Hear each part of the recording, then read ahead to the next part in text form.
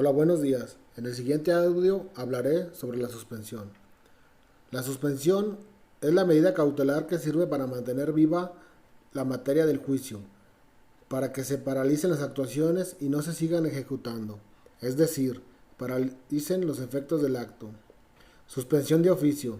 La suspensión del acto reclamado es una de las figuras principales del juicio de amparo mexicano, pues a través de esta se posibilita que los derechos del agraviado se mantengan intactos ante una posible afectación, o se busca separe la violación al derecho que ya se dio inicio.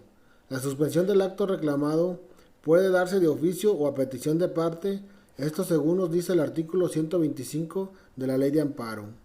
Para la protección de los bienes o derechos más valiosos, el juez de amparo de manera oficiosa decreta la suspensión entre estos derechos. Se encuentran el de la vida, la libertad personal, fuera de procedimiento, y en caso de incomunicación, deportación, expulsión, proscripción o destierro, desaparición forzada de personas o alguno de los prohibidos en el artículo 22 constitucional, o tratándose de la incorporación forzosa al ejército, a la armada o fuerzas aéreas nacionales. Cuando se trata de estos casos, la suspensión se decreta en el mismo acto admisorio de la demanda, comunicándose de la manera inmediata a la autoridad responsable para que actúe en consecuencia en un término de 24 horas. Lo mismo ocurre tratándose de la protección de derechos agrarios de poblaciones ejidales y comunales. Esto fundamentado en el artículo 15 y 126 de la Ley de Amparo en relación con el artículo 107 constitucional. Suspensión a petición de parte. En cuanto a la procedencia de la suspensión a petición de parte, la Ley de Amparo determina dos momentos distintos en el que el juez decreta. El primero de ellos la suspensión provisional y el segundo se refiere a la suspensión definitiva.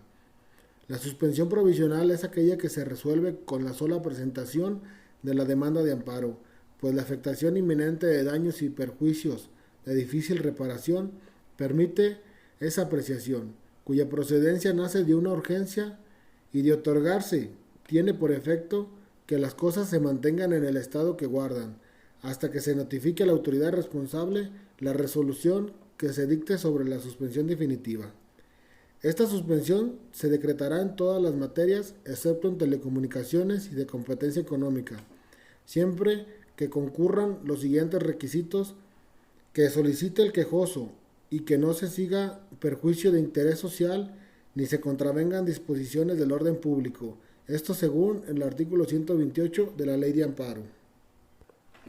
La suspensión definitiva es aquella que resuelve en la audiencia incidental y de concederse surte los mismos efectos que la provisional, hasta que se notifique a la autoridad responsable la sentencia definitiva que resuelva el amparo en lo principal. Su objeto es conservar la materia del juicio y de ninguna manera compromete el criterio judicial en lo que respecta a la sentencia de fondo, que pone fin a la primera instancia del juicio. Esta suspensión se otorga a través de la resolución que da por terminada el incidente de suspensión, y en esto se da cuando el juez de amparo tiene ya conocimiento o certeza de la existencia del acto y de la violación a derechos humanos o a la Constitución. Tiene como finalidad evitar la consumación irreparable del objeto del litigio. Si hubiere peligro inminente de que se ejecute el acto reclamado con perjuicios de difícil reparación para el quejoso, el órgano jurisdiccional, con la presentación de la demanda, deberá ordenar que las cosas se mantengan en el estado que se guarden hasta que se notifique a la autoridad responsable la resolución que se dicte sobre la suspensión definitiva, tomando las medidas que estime convenientes para que no se defrauden derechos de tercero y se eviten perjuicios a los interesados, hasta donde sea posible, ni que se quede sin materia el juicio de amparo. Esto es, que se busca preservar la materia del conocimiento del juicio según el artículo 139 de la Ley de Amparo. Para esto, la autoridad de amparo solicita a las autoridades responsables un informe con justificación exclusivamente relacionado con el acto reclamado, quienes deberán argumentar la justificación del acto en caso de existir y fundamentar la negativa de la suspensión, y todo aquello relacionado con las consecuencias del otorgamiento de la suspensión. Es importante destacar que la finalidad del proceso cautelar consiste en asegurar la eficiencia de la sentencia o resolución definitiva.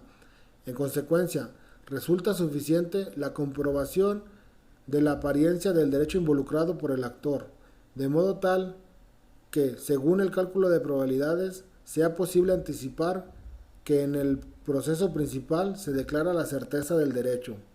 Por otra parte, para saber cuándo procede o no la suspensión de los actos reclamados en la demanda de amparo, es necesario conocer las diversas clases de actos, pues mediante esto se puede determinar de manera más eficiente no sólo si se decreta o no la suspensión, sino también a la resolución del fondo en el juicio.